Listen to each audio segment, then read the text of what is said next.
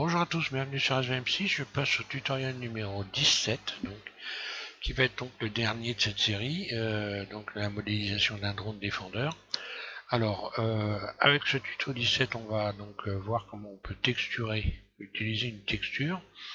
Donc, je vais vous expliquer comment appliquer une texture. Je vais vous proposer également, donc pour la texture, voilà, j'ai texturé, pour faire du marquage directement. Vous allez donc avoir un dossier avec plusieurs textures dedans, vous allez pouvoir les utiliser ou vous pourrez après vous en fabriquer à votre idée. Je vais vous simplement expliquer comment j'ai texturé, comment j'ai appliqué cette texture.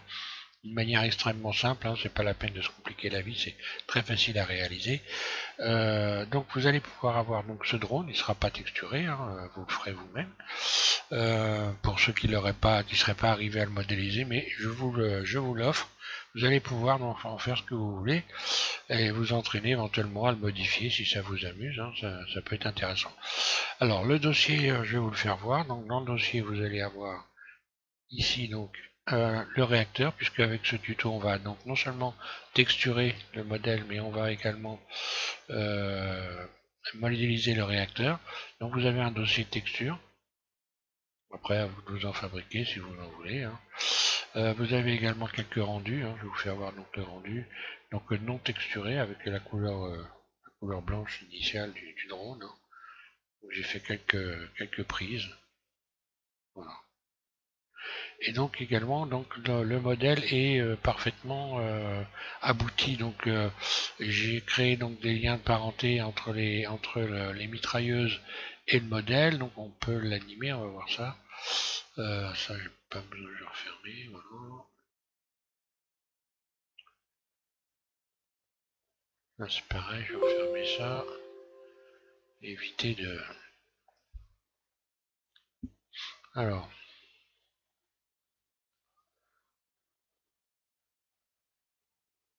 Je vais me remettre en mode matériaux. Voilà, donc là, si je fais un RZ, voilà.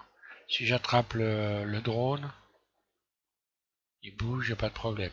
Alors, volontairement, je n'ai pas appliqué les subdivisions, ce qui va vous permettre, si vous voulez, vous amuser à le modifier. Vous avez donc, si je me mets en mode fil de fer, comme ça, on va voir ça. Voilà. Donc là, c'est pas appliqué.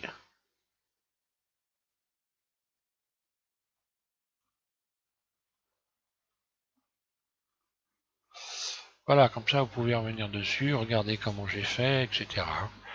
Alors, je passe aux explications pour déjà texturer. Alors, pour texturer, c'est simple. Vous sélectionnez. Alors, l'avantage justement d'avoir mis des matériaux à tout ce qu'on modélisait depuis le début, c'est que lorsque vous cliquez sur un élément comme ça, vous avez automatiquement donc la couleur ici qui correspond, qui vient se positionner ici. Il n'y a plus qu'à faire sélectionner. Donc une fois que j'ai fait sélectionner tout le blanc ici est sélectionné, tout ce qui est blanc, et je vais donc maintenant pouvoir aller chercher ici couleur, texture d'image, puis ici je vais vous cocher, donc vous allez dans vecteur, vous cochez générer simplement. Ici à la place de plat vous mettez boîte, ouvrir. Donc moi je vous ai mis des matériaux, vous allez des textures, vous allez les chercher si vous voulez.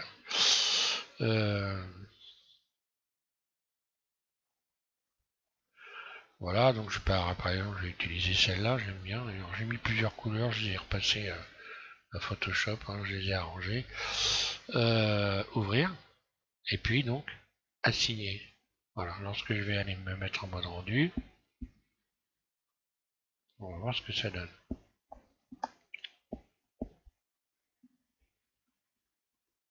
Voilà. Alors, qu'est-ce qu'on remarque? Là, ici, j'ai une petite coupure. Donc, je vais pouvoir régler ce problème en allant ici modifier la valeur blinde ici. Alors, je vais la bouger très peu, normalement, on devrait voir réapparaître.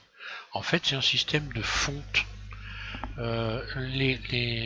La texture, comme elle n'est pas seamless, c'est-à-dire que c'est pas une texture sans raccord, Et bien là, on est en train de fondre les éléments des bords de la texture. Voilà, pour donner donc un aspect. Alors là, voilà, je vais garder ça comme ça. Ça paraît pas trop mal.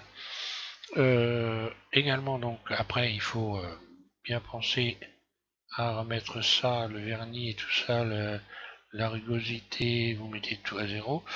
Alors, si vous voulez avoir une couleur métallique, bon, bah, métallique, hein, vous mettez métallique, pas de problème, voilà ce que ça donne. Hein. Si vous voulez avoir donc une couleur gris mat, vous allez utiliser la rugosité et le spéculaire. Spéculaire plus rugosité égale, ça donne une couleur très légèrement brillante, donc faut pas trop en mettre ce brillant. Hein. Pour avoir une couleur mat, on va le voir. Je vais attendre un petit peu, voilà. Pas trop de brillance. Et de la rugosité, ça donne une couleur mat.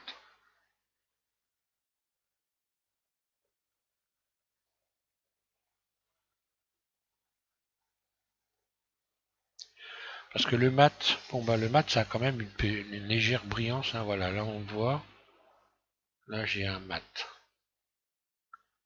Il faut attendre que ça rende, hein, mais si je fais un F12 là-dessus, je vais probablement avoir une couleur mat, on va le faire d'ailleurs par expérience. Pour voir, je vais pas attendre complètement la fin, mais juste histoire de voir à peu près la couleur. Donc là j'ai mis de l'éclairage aussi, hein, l'éclairage est en place. Après pour ceux qui voudraient l'animer, ben, on peut l'animer, pas de problème. Donc là j'ai encore, je vois bien que j'ai légèrement trop de, de spéculaire, il en faut vraiment très peu. Hein. Mais bon, on va attendre parce que non. Enfin, bon, je vais peut-être avoir un mat quand même.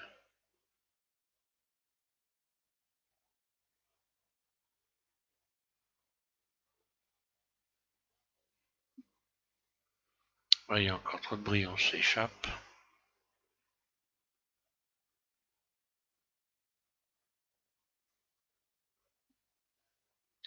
Je vais augmenter un peu la rugosité encore.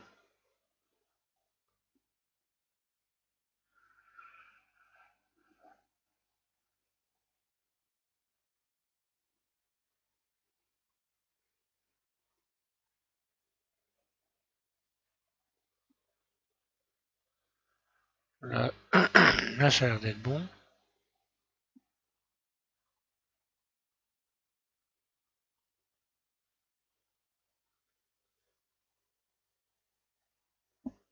Donc là on voit que sur la texture il y a une sorte de granulosité. Hein. Alors si je veux la mettre en évidence, c'est pas très compliqué. Hein. Je vais juste...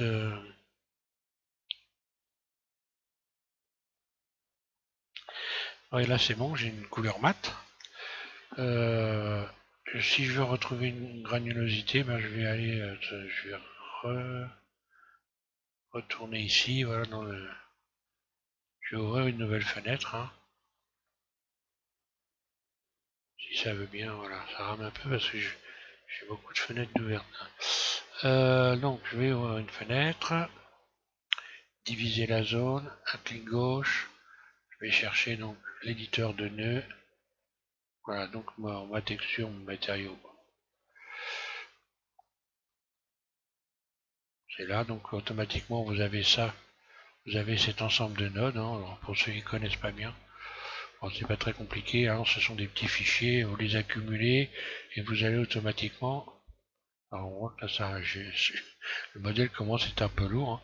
Alors, je vais ajouter simplement un bump. Hein. Donc vecteur, bump, voilà, que je vais connecter ici à couleur, couleur hauteur, et ici je vais connecter à normal. Et voilà, on va attendre un peu et on va voir la différence.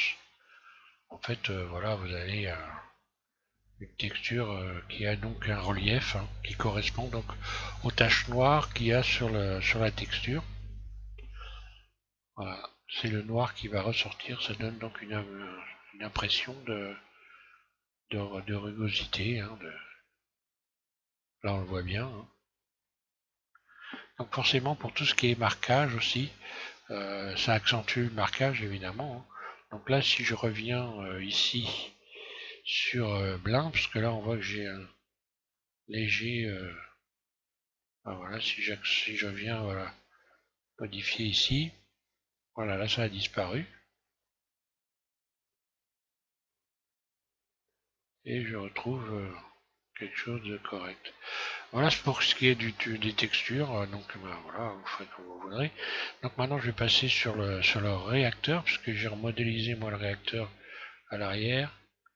Alors j'ai refait que le réacteur, parce que bon, déjà c'est déjà pas mal, mais vous allez pouvoir le télécharger pour ceux qui n'y arriveraient pas. Mais par contre, je vous invite à le faire si vous avez envie de comprendre d'autres techniques pour arriver à faire ça, hein, parce que c'est pas forcément très évident de faire le réacteur. Donc voilà, pour ceux qui sauraient pas, qui comprendraient pas comment j'ai fait, là, vaut mieux vous entraîner et essayer de faire ça. C'est quand même intéressant de voir la technique pour arriver à faire ça. Alors, je repasse donc sur un blind neutre, hein, puis je vais partir sur un cercle directement. Voilà. Voilà, donc je vais tout simplement partir d'un cercle, puis on va regarder également la photo, l'image de référence. Voilà sur quelle image je me suis basé. Donc bon, on voit plus ou moins ici les tuyères. Hein.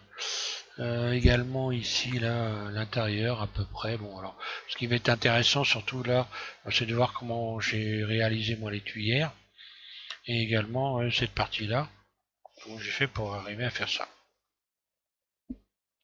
Alors je repars sur ma fenêtre neutre. Donc je vais repartir d'un cercle. Hein. Le cercle, je vais donc mettre sur RY. Rotation Y90, voilà, je le mets debout. Mode edit, voilà, je repars là-dessus.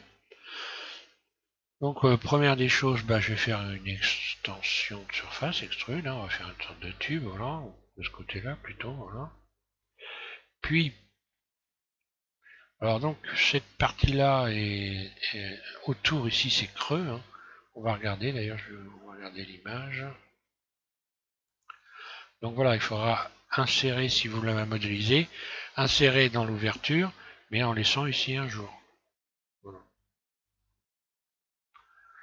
Ce qui correspond au déplacement de la rotation. Alors là, on aurait pu mettre une sphère, ça aurait pu être intéressant d'utiliser une sphère pour faire ça aussi. Bon, je l'ai pas fait, mais je sais. Par réflexion, ça aurait pas été idiot d'utiliser une sphère pour la faire tourner et modifier la rotation du réacteur. Hein. Alors, bon, peu importe déjà, voir déjà, arriver à le faire déjà comme ça va être déjà pas mal. Alors, ici, donc je vais faire extrude surface, je fais un léger bord. Non, je vais directement faire la tuyère, là, je sais pas pourquoi je fais ça. Bon, je vais partir sur la tuyère directement. Alors, extrude sur les tuyères. Hein. Donc voilà, très légèrement comme ça. Donc pour l'instant, je vais simplement me mettre en vue 1. Je vais refaire une extension. C'est même pas la peine d'ailleurs. Donc mode transparent Z. Ensuite, ici, je vais sélectionner A, les arêtes. Je le mets en mode arête, C, et je sélectionne les arêtes ici. Ensuite, je vais donc les désélectionner en damier. Ce qui fait que je vais en avoir une sur deux qui va être sélectionnée. Donc, entre chaque, je vais avoir mes tuyères. Je vais avoir donc, simplement en utilisant l'outil à biseauter, je fais CTRL B, et là, je fais une petite ouverture. Je mets une petite ouverture comme ça, CTRL B, donc je bouge un peu. Puis, je vais faire X face. À partir de là, j'ai les ouvertures.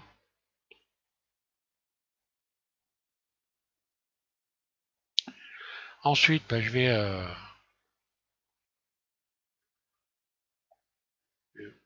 commencer à subdiviser hein, pour voir ce que ça donne.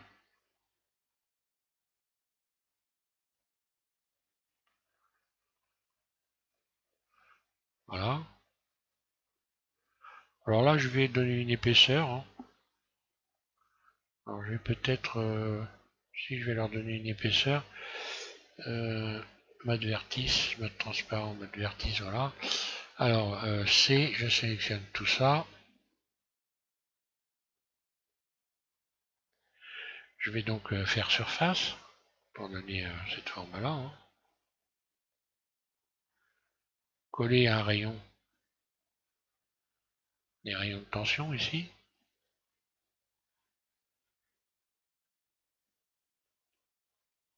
Ah bah là, le rayon de tension il passe pas évidemment. Donc c'est pas grave, dans ces cas-là on attrape ça, on le ramène là, voilà. Puis extrude. Voilà, rayon de tension il est là, hein. Donc pour retendre les tuyères, déjà en mode objet je peux également adoucir, hein, voilà. Pour retendre ici les tuyères, avoir des formes bien carrées, enfin des angles bien fermés, bien au bout, hein, bien fermés, enfin bon. Donc je vais tout simplement tout sélectionner, avoir les bons angles au bout là. Je vais tout fermer et puis je vais donc utiliser bisecter. Voilà. Double G, je l'amène au bout. Voilà. Là je vais pouvoir également remettre un rayon du coup. Voilà, pour avoir quelque chose de propre là. J'aurais pu également remettre un rayon ici de l'autre côté qui ne rentrera pas. Alors, je vais recommencer à bisecter pour remettre un rayon là, ici. Je sélectionne tout. Bisecter. Voilà. Double G.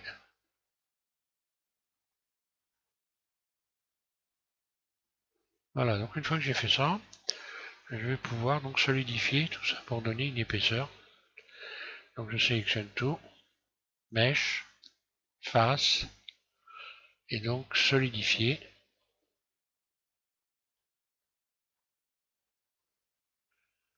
Voilà, je donne une épaisseur à mes tuyères.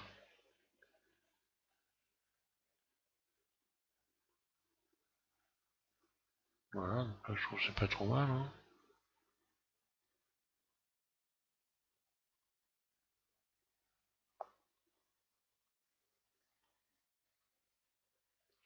Alors maintenant l'intérieur. À l'intérieur je vais rajouter un rayon, hein.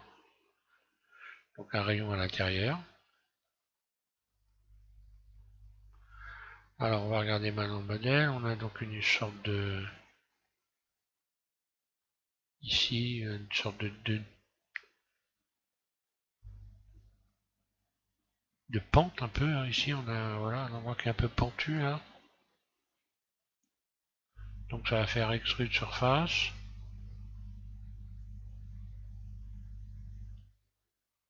Voilà, j'abaisse ça un peu.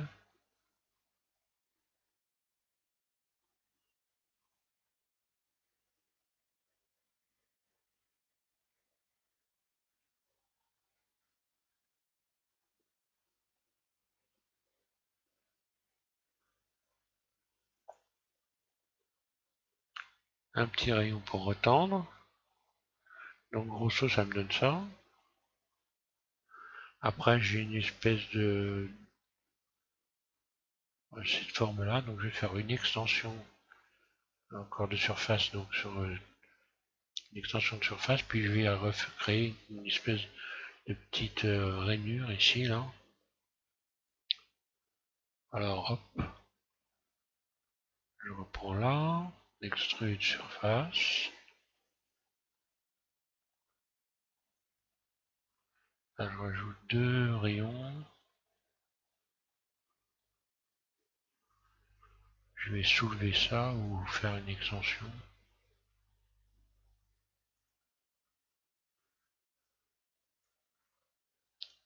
Voilà, grosso, donc j'ai fait une extension extrude, hein. Grosso modo, ça aurait l'air de ressembler à peu près à ça, hein. Ok. Ensuite, je resélectionne le bord, extrude vers l'intérieur. puis extrude surface, 2 fois. Voilà, alors là si on regarde, si on va faire cette partie-là, donc si on regarde ça, on voit bien que c'est donc ça a une forme conique, c'est très dégagé des bords ici, donc on va faire en sorte que ça corresponde. On va essayer donc de faire une forme conique. Donc pour pouvoir faire ça, là déjà j'ai commencé par subdiviser. Subdiviser une fois, puis désélectionner en damier. Donc ça me fait ça, je vais faire surface pour obtenir cette espèce d'étoile. Là. Maintenant je suis obligé pour sélectionner d'utiliser, parce que là je pourrais plus sélectionner, je suis obligé donc de cliquer sur le C pour faire cette sélection. Ensuite extrude. Donc une première fois, puis une deuxième fois. Voilà. Je ramène ça au bord. Donc voilà ce que ça donne. Hein.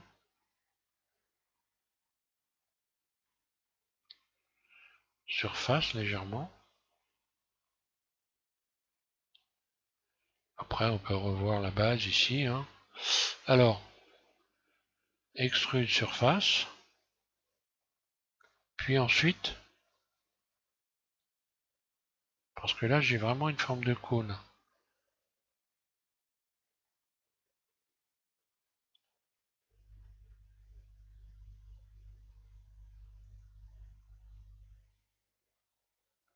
Puis extrude surface.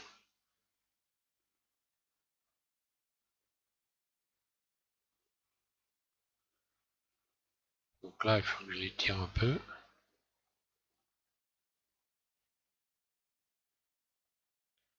Surface.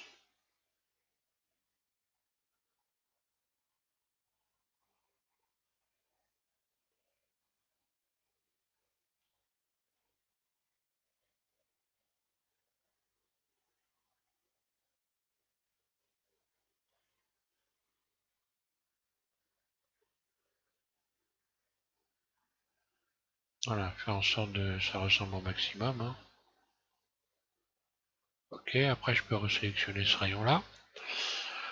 Donc je fais extrude surface et là je vais faire par contre cercle.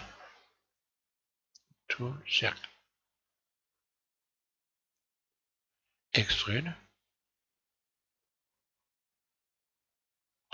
Une première fois très peu, puis extrude une autre fois, puis extrude surface, je fais un petit bord, puis extrude vers l'intérieur.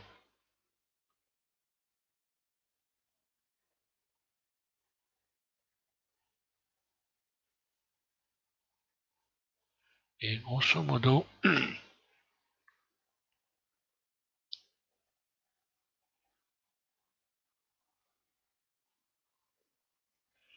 donc là on voit bien que là la courbe ici est plus allongée que sur ce que je viens de faire. Alors l'astuce, ça va être d'allonger tout ça. Alors pour allonger ça, je vais faire CTRL+. Je vais resélectionner tout, voilà, jusqu'en bas, jusqu'à la base, CTRL+, CTRL+. Puis mode transparent en vue 3, ou en vue 1, pardon, mode transparent Z. D'ailleurs, je n'ai pas besoin de sélectionner la base. Là, je vais utiliser l'outil de transformation, voilà, pour aller rechercher la forme exacte. Et là, on va dire que je suis quand même pas trop mal.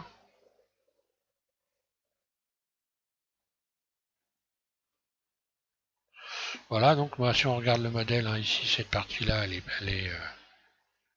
elle arrive au bord. Alors maintenant, en termes d'écart, ici, je sais pas forcément terrible.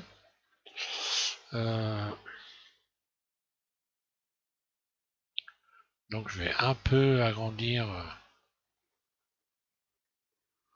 la surface globale, donc CTRL+, CTRL plus, voilà, avec toute la base.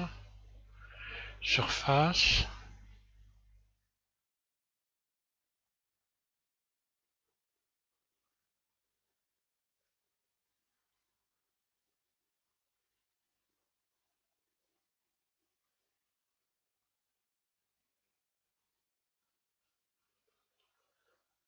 Voilà, ça me paraît pas trop mal, hein, ça. Alors le bord, lui, est peut-être un peu trop proéminent ici. Hein. Z, C,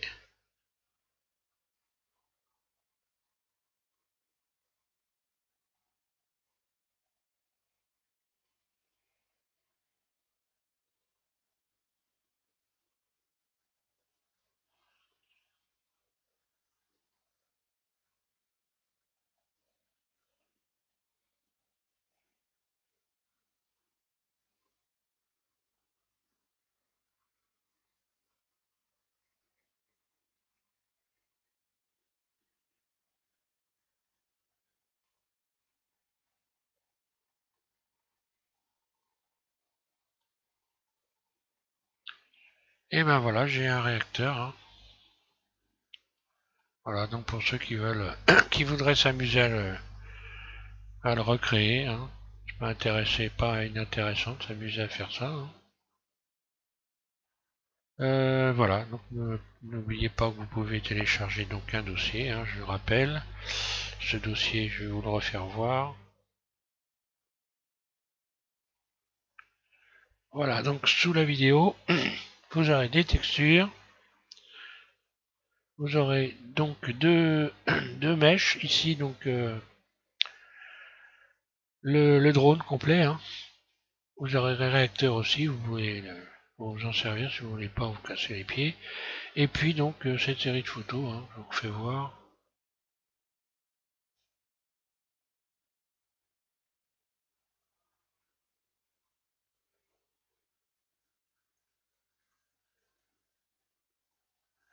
Voilà.